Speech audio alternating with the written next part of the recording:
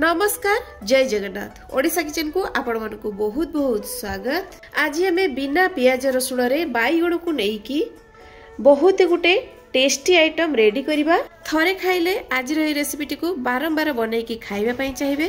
ता छडा एई रेसिपीटी को हमें आज रो रेसिपीटी बहुत ही अल्प तेल मसला रे बनैबा।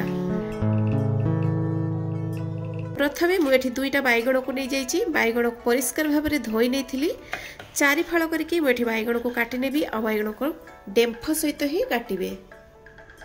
कसी बैगण ही नेबे देले आमर ये रेसिपीटे खाइबा बहुत ही टेस्टी लगे। ता छटा कसी बैगणटा पाटी को टिके भल मध्य लागे।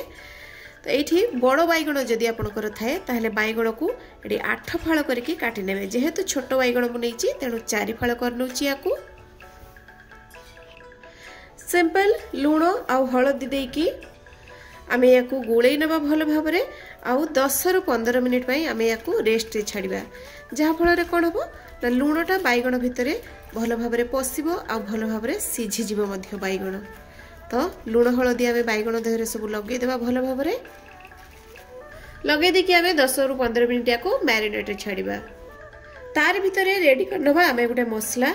साथि पई नोची मु 1 चम्मच जीरा, 1 चम्मच हलदिया सोरिष, 1 इंच अदा, 1.5 चम्मच मुनौची पोस्त। पोस्त एठी टिके अधिका नेबे। जो हिसाब रे लंका खाइबे से हिसाब रे नेबे कंचा लंका। मु एठू 3 रु 4टा नीचे कंचा लंका। आउ नौची नडिया। मु एठू फाळे नडिया रु भी नौची अल्प नडिया। एबे हम याकू ग्राइंड करिबा। आपण चाहिले या धरे पान मधुरी देई परिबे नले धनिया को मध्य देकी ग्राइंड करि परिबे। एठी मसला को मु पूरा चिकन करके ग्राइंड कर नैची। एपटे बसई नहीं मुझे कड़ई आउ कड़ई गरम हो गलानी। तादरे देदेवी तेल बैगण को भाजवा पाई। तेल ये बहुत बढ़िया भाव में गरम हो गलानी। बैगणर पछपट आम प्रथम देकी भाजवा। तो सबू बैगण को आम देदेबा। कड़ई रे जतक धरिबो बैगण से हिसाब से बैगण दबा आ भल भाव में या भाजी नबा। घोड़नी देदेबा जहा फल तेल छेटिके बनी बाहर को आ बैगण मध्य भल भाव में सीझीजिवो। ये गोटे पट साइड बैगण भल भाव में भाजी हो गलानी। एबे ताकू आमे उल्टई दबा। बैगणर 4 पट को आमे उल्टई पुल्टई की भल भाव में एठी भाजी नबा। मु एठी डेम्फ रखिकी बैगण को भाजीची। आपण चाहिले डेम्फ को बाद मध्य करि परिबे।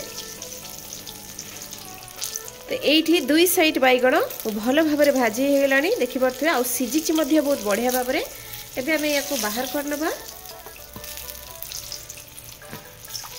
बाहर करने की बाकी जतक बैगण थिला ताको मध्य आमे भाजी आनिबा।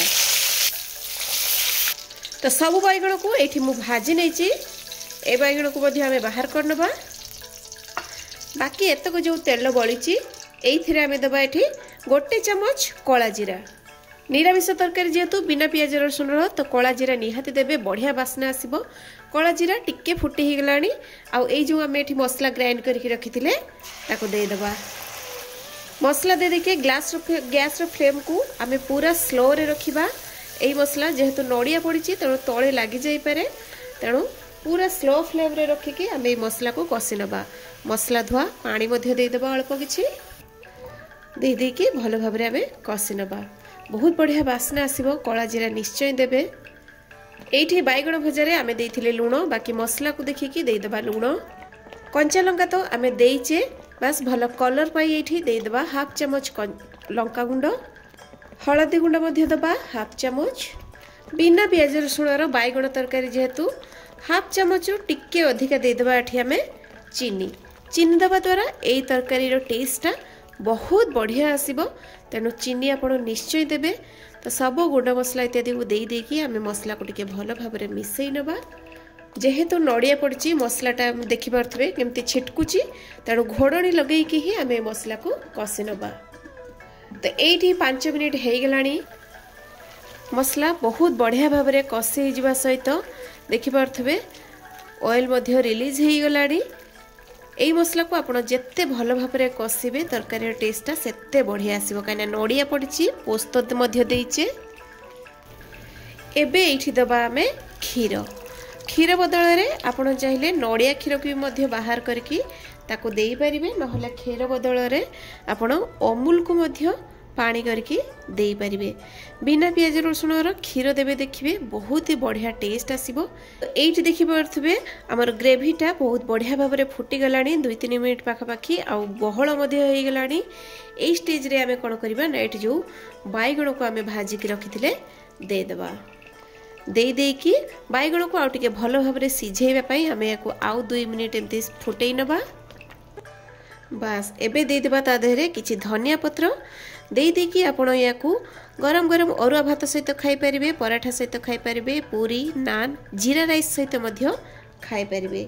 बहुत टेस्टी रेसिपी इटा थरे निश्चय घरे ट्राई करंतु आ कमेंट करके मते निश्चय जणातु आज रेसिपीटी आपण मानको केमती लागिला। तो पुणी देखाबो आ गुटे नुआ वीडियो रे आ गुटे नुआ रेसिपी सहित। से पर्यंत रहउची नमस्कार बाय जय जगन्नाथ।